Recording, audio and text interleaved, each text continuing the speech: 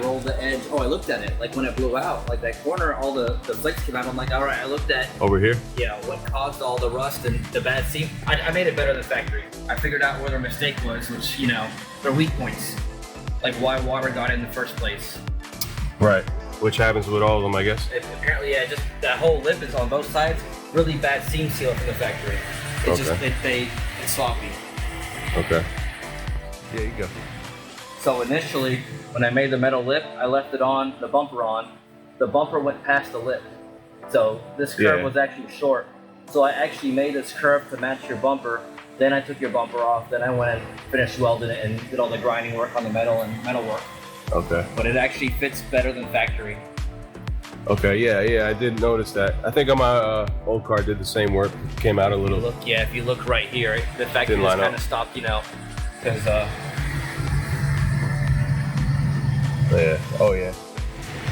so here I'm starting out. Again, I rolled the fender as far as I could, and most of this right here, the rust just blew out. It instantly just ripped into shreds.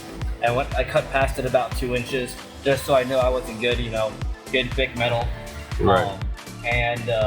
This right here, I built the inner lip. That's part of the wheel tub. So it's kind of deceiving, right? Because when we first looked at it, you didn't think it was as bad as it was, I guess. No. That's why I was happy when you said use the fender roller. That's gonna expose any sins. It's gonna stretch where the metal's strong, and where it's weak, it's just gonna tear and blow out all the rust flakes. Okay. Once we're all done, this you won't see this anymore, right? Oh yeah, no, that glue will come off for that clear coat.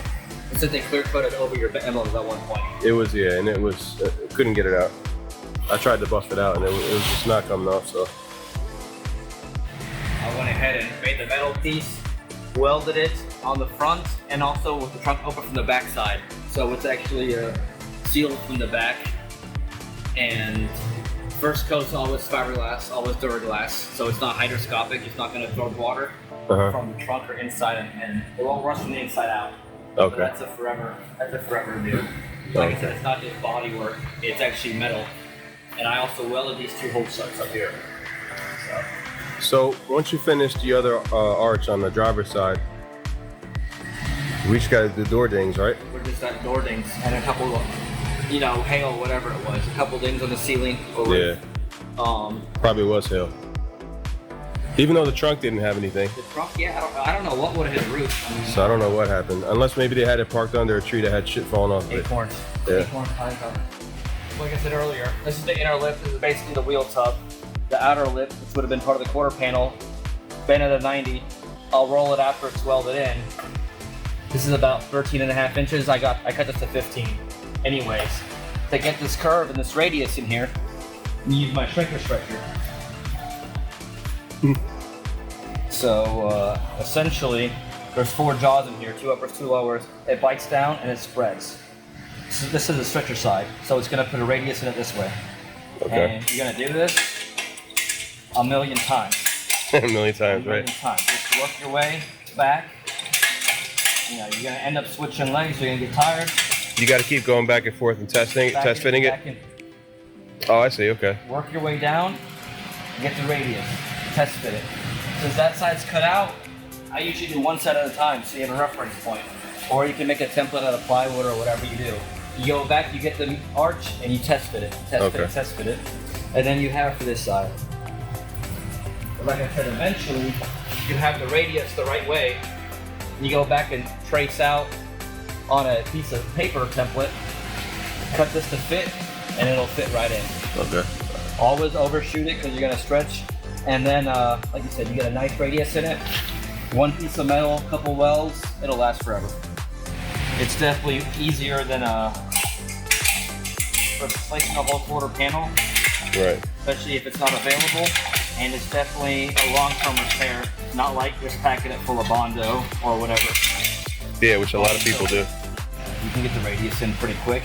If you overstretch it, you go to the shrinker side, and it'll go back and shrink the metal back to where it was. Okay. That way, in case. What grade metal is that you're using? This is 18 gauge. Okay. So it's I always use 18 gauge. A lot of guys use 19 gauge. Right.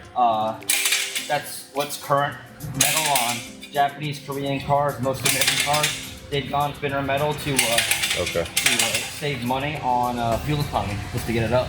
But 18 gauge is what they would have had stock in the 50s, your 69 Camaros, your muscle cars. Right. It's like I said, it's slightly thicker, slightly harder to use, but it is durable. Yeah, stronger. Hold up better. Yes, sir. Yeah. Okay. Did you learn this by trial and error? Just messing around with trial and error. I've taken a few metalworking classes. Normally my metalwork is on 40s, 50s cars, a lot of curves. Yeah. A lot of stuff you just can't buy parts for, you know.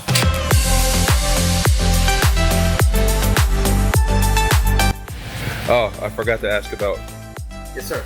what you did here. All right, so here, this side wasn't terrible. So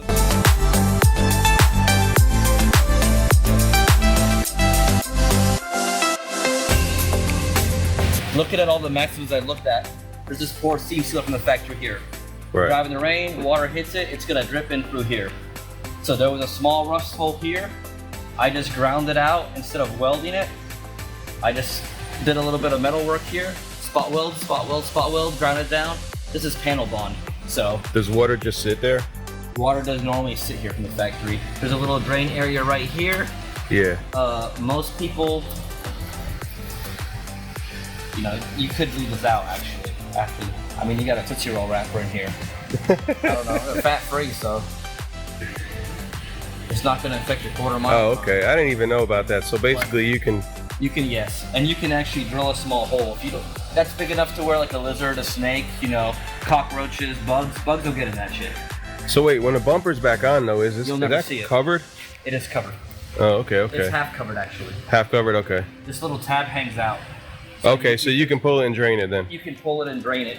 I bet you most people don't even know that's there. But I never knew that was there. But you're gonna have a hard time getting it back into the bumper on. Yeah. Okay. And that's why the water sits in here. There's holes right here and bolts, and that's why these Maxima bolts always end up rusting out.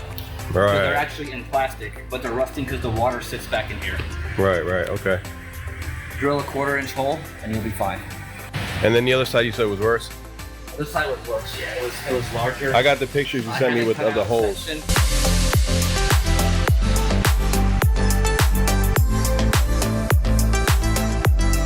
Yeah, I had it right here. Because it's covered by the bumper, it wasn't worth, you know, grinding the welds down. I just took the tops off, but yeah, your basic shape was a teardrop shape right here. Right. Okay. And on the inside too. Inside was radius, but it was about the size of a Zippo lighter. Where's that light at? Thank you. There you go. Okay.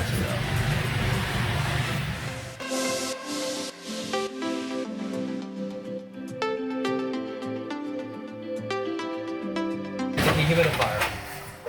Oh yeah, that's almost it right there. That's close. That's pretty much it, yeah. That's it. So It's just experience, like you said, trial and error, where you get to eyeball it, you know.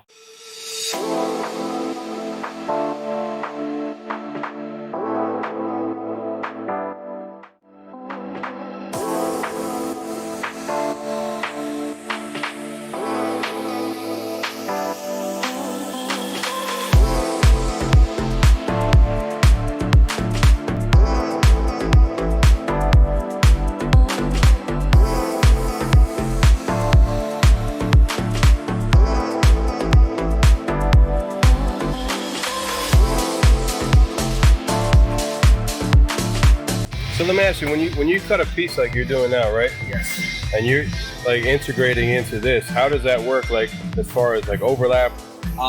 Normally, you would use a step down tool, but I can't get a step down tool here because there's 2 pinch welds. The Yeah. step down tool just greases it enough to where it sits counterclockwise. Okay. But this, I'm gonna have to butt weld. I can't overlap it. Okay. So I'm gonna get this to fit left and right, or you know, front to back like that.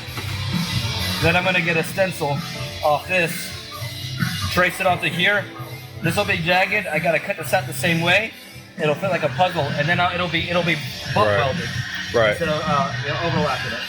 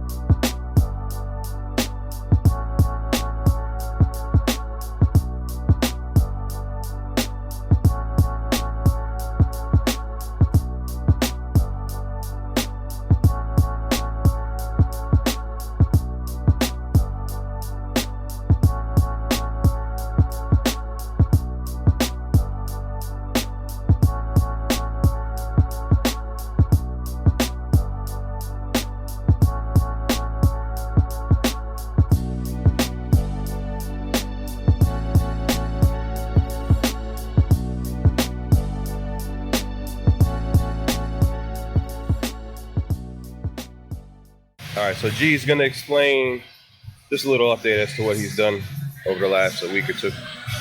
Take it away. All right. Took the spoiler off. Did some finishing work here. Shaved the emblems. We shaved the trunk block. Pulling these spoilers off of the paint. It always ripples right here when they stamp the holes. So I went ahead and body worked this. Dings on the roof. I'm gonna assume there's a bunch of acorns. There's sap everywhere. You would have pine cone dents. Taking off the sunroof visor, the rain visors, little detail just to get a better look on the car and the body. Starting to pull trim, door panels. Door handles are next. Knock down some high spots and low spots. I use an orange marker on black so you can see it. The light car, I'll use a black marker. What is the dent and ding count right now? We were at 61 just when I was circling it and paint marker. Going back now, we're gonna be in the 100 range. Wow. 90, and we're gonna be in the 90 to 100 range, honestly, when we're done blocking it. Then we're gonna go to 400 grit, and that'll show a few more dings, and we'll go from there. Most of that stuff will probably come out in primer, but it's still a ding and dent. We had a few big dents. Yeah. You also got a carbon hood, so we're saving that. We're just making this one nice for changes. There's dents all up in here from slamming the hood shut. And that's pretty much it. We're just knocking out high spots. We've taken the bumper off. Just looking at a few areas here and there. There's paint chips here. Stuff like that we'll address, but that'll be all primer-wise. This car's been resprayed with clear. Someone literally just scotched by the whole car down. It already had clear coat issues on it, and they cleared over it real quick, cheap clear, just to sell the car. Yeah. Wish they didn't do that. The main thing I was looking at when I got this car was getting a better example than the one I had before, which was a rust bucket. It's a rust-free example. As fairly far as this rust-free. Maxima goes, Yeah. all the wheel wells, it's pour seam seal from the factory. Yeah. They're all chronic in those two spots. But Yeah. the rest of the car and the core support, everybody knows about that. Yeah. So the rest of the car is a really good example of a rust-free car.